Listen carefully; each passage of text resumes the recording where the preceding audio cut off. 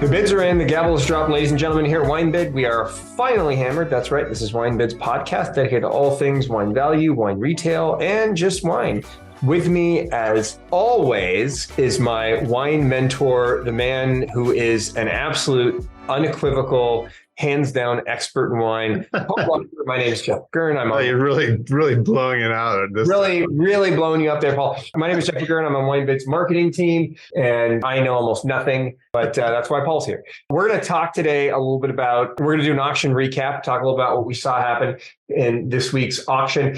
Paul, let's jump right into it. Let's start off with the 1990 AR Lenoble Grand Cru Brut Grand Cru Blanc de Blancs. 8 bids, took it from 75 to 130, almost doubling. It's a lot of action for that wine. I'm kind of curious. I think this particular producer also has got a very strong, brand identity in other parts of the world. Not that, you can't find big fans of it in the US, but I think mostly it's got a bigger following in Europe and Far East and stuff like that.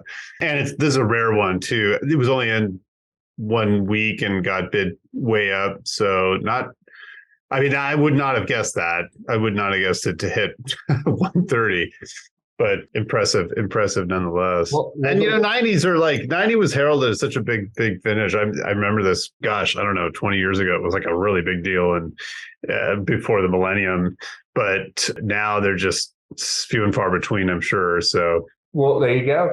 2011, Alice et Olivier de Moore Bourgogne. Yeah. This is crazy. I want to say I've been hyping the Chablis from this producer for a long time, but the Bourgogne Chitry, yes, hammering it. I think this goes $62 went for more than their Chablis do. So that's a wild one for sure.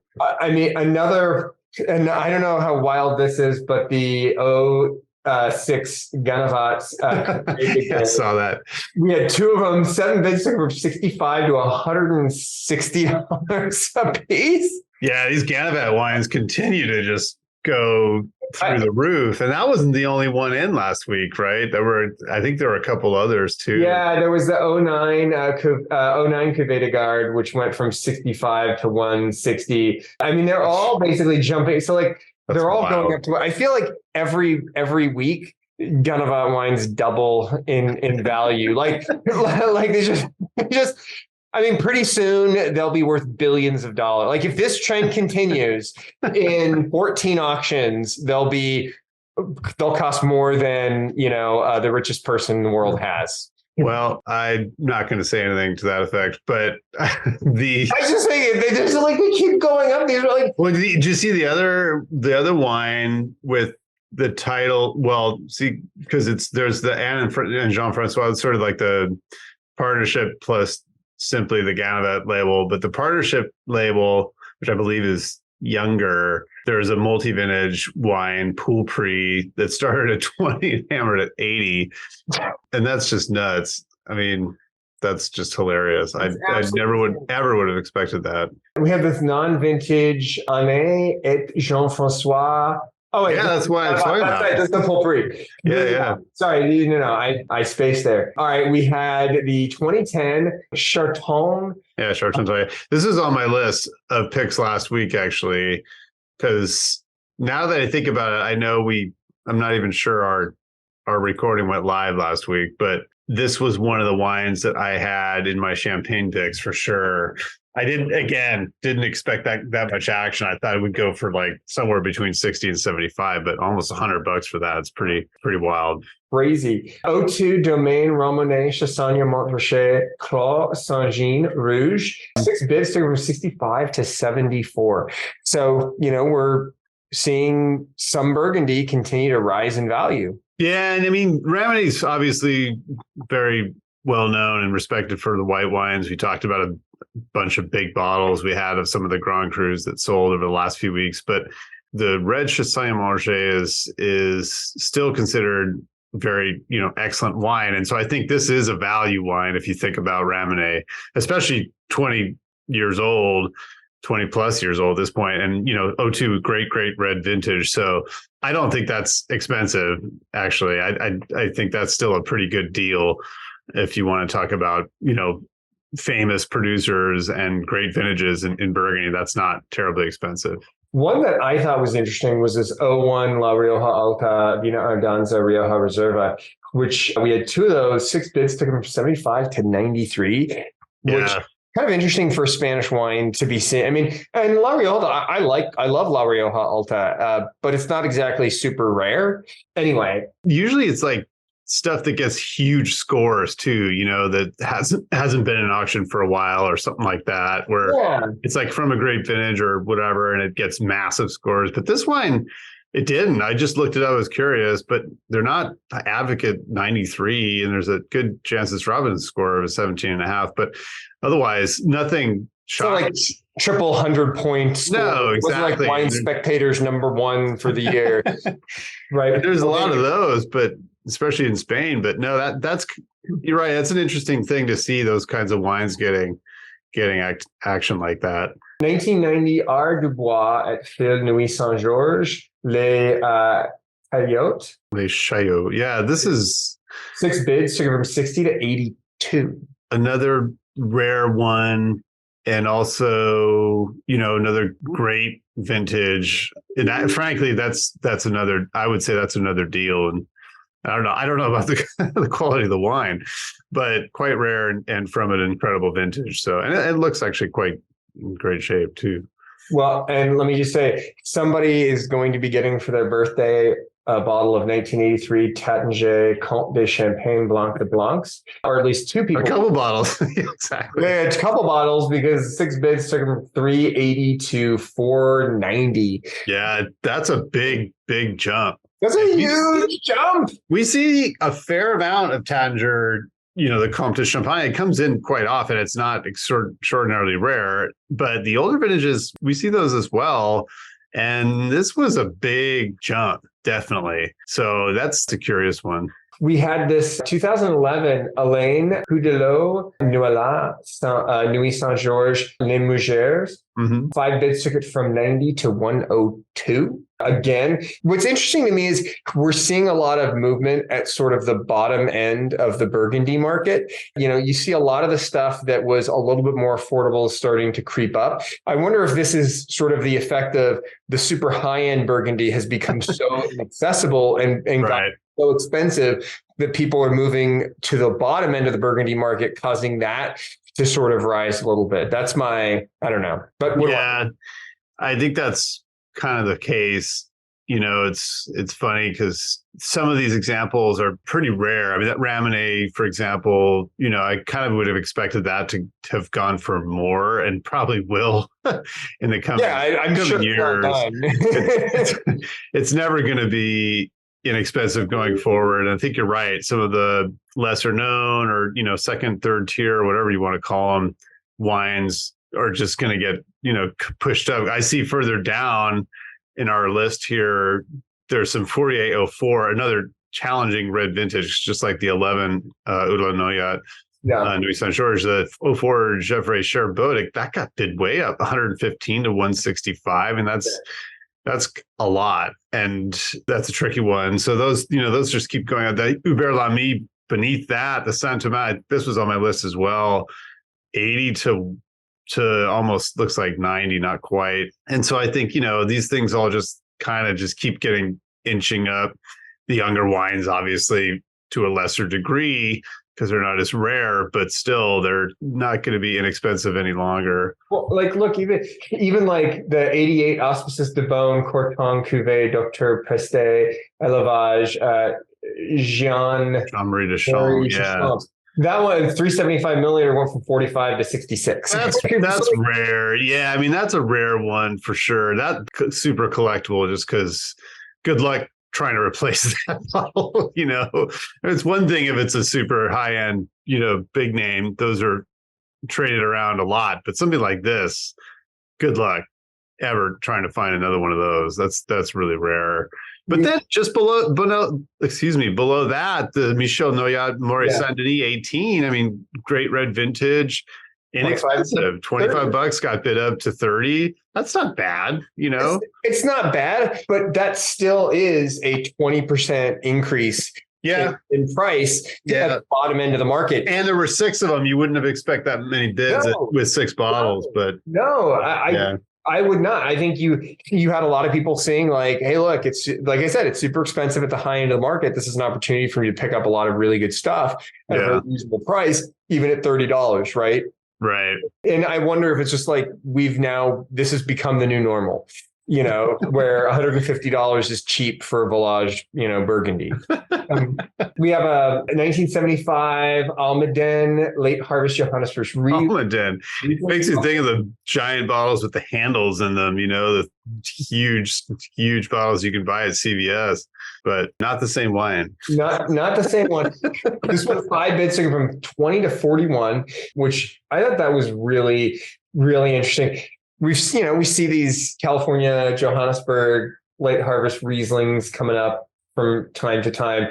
Oh, we had this 2000 Chateau Brunon go from 75 to 89 after 5 bids. So a lot of Chateau Brunon fans out there. That is not a chateau that I am terribly familiar with. I think that was actually on my list also, because I want to say this is like a fairly small production wine from Paysac, from the same area as Haut-Brion. But yeah, that's interesting, because this actually had been in auction for a while. And I think a couple of them had sold. It's always so funny. A couple of them had sold a few weeks back, and then all of a sudden people want it again. It gets bid back up to a former high price. So you never can tell.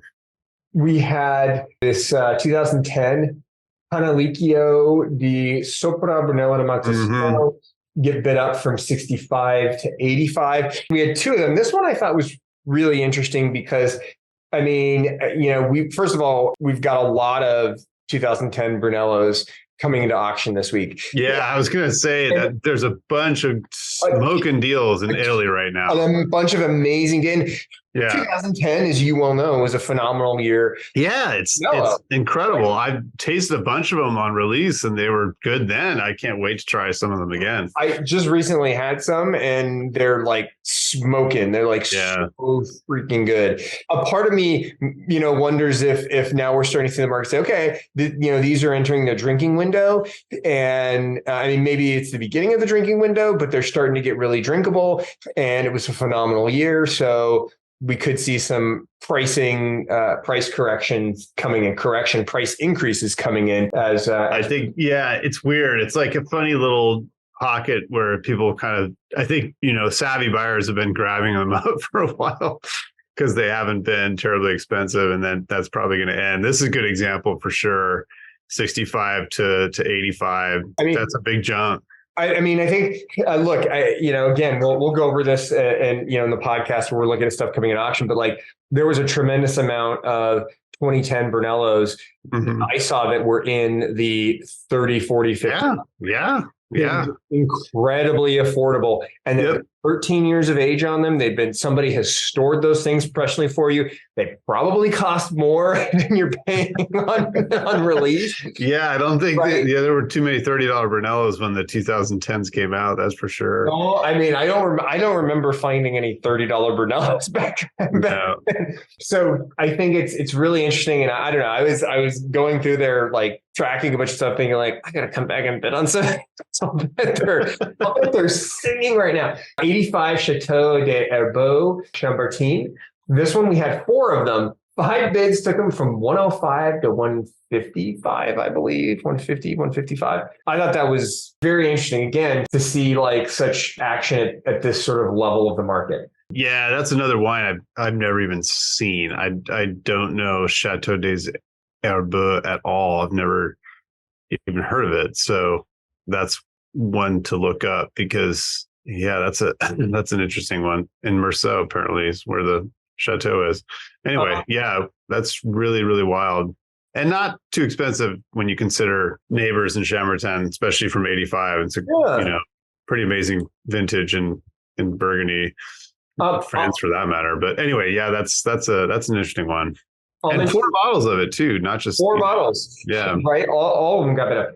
I'll mention one more thing, and then let's switch over to the heavy hitters. It's an 82 Dr. H. Punish, Bernkastler, Badstube, Riesling, Spätlese, number 47. That was 5 bids from 45 to 73. Wow. That's a big jump for Riesling wine. Yeah. Right. But I mean, look, you're looking at something with 41 years of age. It is a Spätlese. It's probably drinking fantastic right now. So even at $73, I don't think that's a crazy price to pay for a Spätlese with that amount of age. No, that's true. It's not overly expensive. So yeah, it's not bad. Let's talk about some of the heavy hitters that sold. 6 Domaine de la Romani Conti, Richebourg. This one sold 1 bid, hammered it at $3,200. Yeah. Which we also hammered, a 2010 Screaming Eagle Sauvignon Blanc. Every week. We got to mention this wine. $3,200. Right. And it's got to be some of the best Sauvignon Blanc ever made. I guess so. People are paying that much for it. Must be. Here it was kind of interesting. A 2017 DRC Richebourg sold for $2,850. So really, it's only an extra $350 to get something with, over 40 years of age, 45, 46, 47 years of age. That's true. I thought it was also interesting. 2003 liter of Cheval Blanc sold for $27.85. I'll bet that is absolutely fantastic. Yeah, that's a really nice bottle. We had an 09 Screaming Eagle Cabernet Sauvignon, which sold for a little under $27.05. And then an 06 Screaming Eagle Cabernet Sauvignon, which sold for $26.80. An 08 Comte de Vosges Bonmar Magnum, 3-bottle lot of the Magnums, sold for $26.25. Yeah, Bonmar, I saw that 3-pack of Mags. That's pretty wild. Not terrible. Bonmar never goes for nearly as much as the Musigny, obviously, but still, it's a nice triple set of wines there. 03 Costs, full bottle lot OWC, sold for $23.40. That was interesting, right? To see the cost sell at $23.40 for the 12-bottle lot. $195 a bottle for 20 years of age does not seem crazy to me. No, not too bad. Not for cost. It's it's going up in price. It's no joke. And 03 too, it's an interesting vintage because the pricing is all over the map with Bordeaux from 03. We always talk about it because it's one hot, super, super hot, but some of the wines have actually aged quite well. So I'm sure it's drinking really well. Probably lasts quite a while longer too, especially in original case. 2016 Promontory. Yeah, I saw that. I caught a couple bids, man. These Promontory wines are climbing. There's been a few sales of pretty serious hammers for those things. No joke. I mean, $23.15. Yeah, for a 3-pack, that's a lot. 2010 Chateau Pape Clement, 12-bottle lot OWC, sold for $22.80. And then another 2018 Promontory sold for $22.05. Yeah, $100 less or so than the 16, which is kind of interesting. I'd probably go for the 16 for $100 more. Yeah, but the 18 probably cost more on the mailing list. I think 2 years later, I think price went up. But for sure,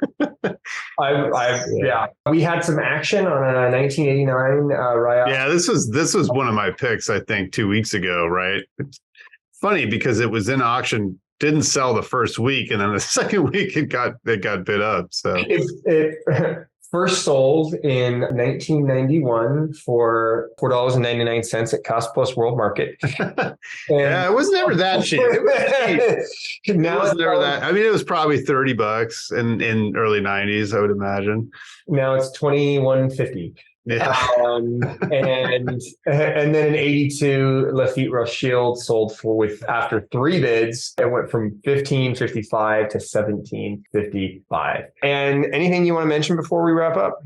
Yeah, there were a couple other things that I had picked actually last week that saw a lot of activity. One was the Diamond Creek 91 Meadow Lake blend that I was like, oh, that's a pretty good deal at 235, but sure enough, it got bid up to 365. So not a cheap deal there. 77 Rouleau, I think I mentioned this one too. Meursault Les Mecs Chevaux, that started at 395 and hammered at 700. So that was pretty exciting. There was also a bottle of Done, the 17 El Camino. And of course, I lost it in the mix here and all my windows that are open. There it is. Yeah, it started at 425. And I think all of them hammered at 525 or something like that. So not a huge amount of increase, but still that's a rare one. So fun to see that happen. And I think that was about it for, some of the exciting stuff. There's some Brunello that got bid up, which was cool. So lots of fun things last week for sure. A lot of cool stuff. And there's a ton of cool stuff this week. Stay tuned for our episodes and all the interesting stuff coming into auction that will be dropping later this week as well. So Absolutely. For WineBid, I am Jeff McGurn. It's Paul Walker wishing you happy bidding and cheers. Cheers.